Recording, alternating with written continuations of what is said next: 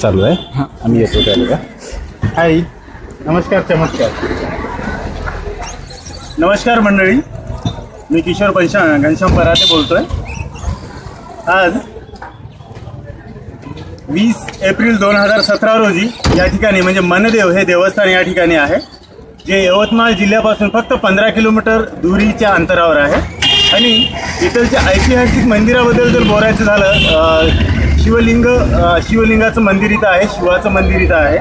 देखील एक हेमाडपंथी मंदिर असून जवळपास 1154-55 मध्ये त्या हेमाडपंथी मंदिराचं बांधकाम झालेलं आहे. त्या ठिकाणी आम्ही इथं आज उपस्थित आहोत आणि योगायोगानं इथलच्या अशा सुंदरशा वानरांसोबत थोडासा योग आलेला आहे.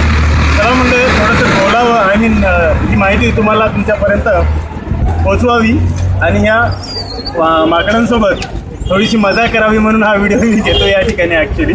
आणि अतिशय ॲक्च्युली जनरली आपण पाहतो की आपल्याला भीती वाटते वानरांची, माकडांची वगैरे. पण खरं सांगायला गेलं तर भीती माणसाला जास्त आहे, कोणत्या जनावरांची नाही आहे.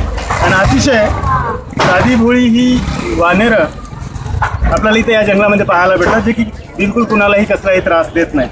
तर त्यांच्यासोबत थोडासा हा वेळ आम्ही घालवतोय आणि मला गॅरंटी आहे की थोडीशी माहिती आणि या वानरांसोबत घालवला गेलेला टाईम तुम्हाला नक्कीच पसंत येईल.